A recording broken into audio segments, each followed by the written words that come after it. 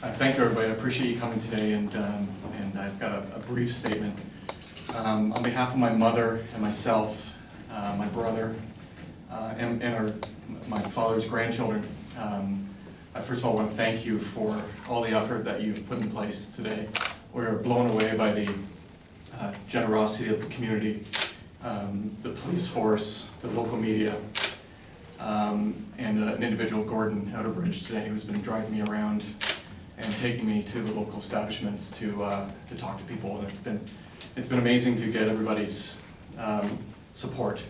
100% of the people that we talked to today have heard about my father gone missing, and they've all been very, very generous in the support that they want to give. So I implore all Bermudians to please take a look as you're driving, when you go home.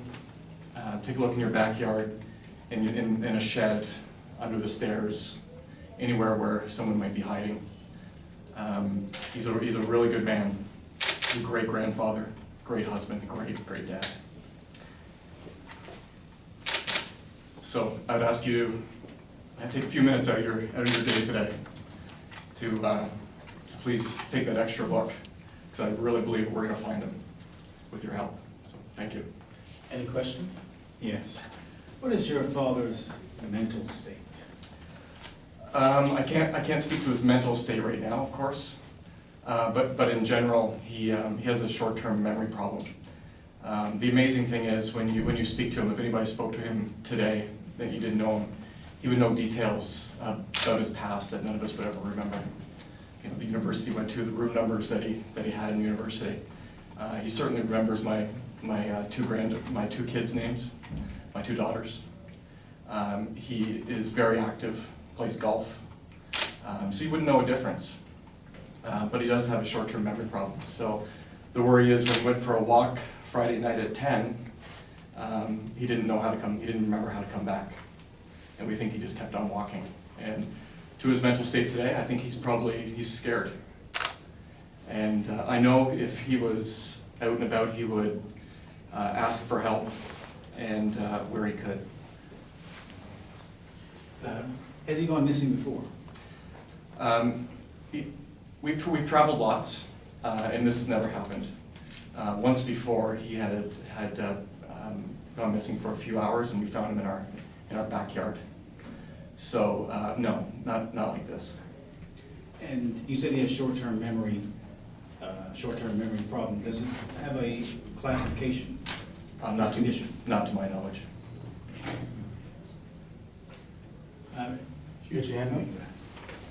Troy asked it for me. My question, and just hearing what you're saying now, I immediately think of the movie Memento. Is it one of those cases of you can't remember beyond a certain point? There was a great paper written a number of years ago called Living in the Moment. Yeah. And it might be a great thing to be some days with all the stuff that's going on in the world, but he is really living in the moment. So if you went up to him and introduced yourself and walked away and came back 5 minutes later, he would probably not remember you.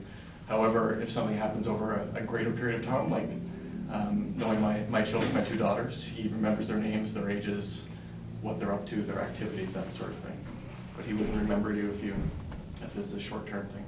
Trevor? You used the word hiding. Why would you use that particular word? I think he's scared. I think he doesn't know where he is, and he has a history of seizures, and I think if he's had a couple, he might have woken up from one and looked outside and had no idea where he is. And I think if that happened to any of us, we would be scared as well. And Is he on any medication or? he is on an anti-seizure medication. He hasn't had it for the last 2 days, so that's a further worry to us. Does that create a problem in terms of his strength and his mobility? We're not sure. He's never been off the medication before. Since on the medication, he's had no seizures whatsoever, and it's a pretty strong medication. So we're not sure what the implications are of not being on it for 2 days. One last question. What is your greatest fear right now? What would your greatest fear be? We just want to come home and be safe. Thank you. to repeat, we actually take this very seriously. This is a high priority for the Bermuda Police Service. We're looking for Mr. William Grange. Hope to find him. We hope that the public will assist us. Please call us at 295-0011. It's Inspector Mark Clarke. I can also be reached at 717-0282. Please do not hesitate. Thank you.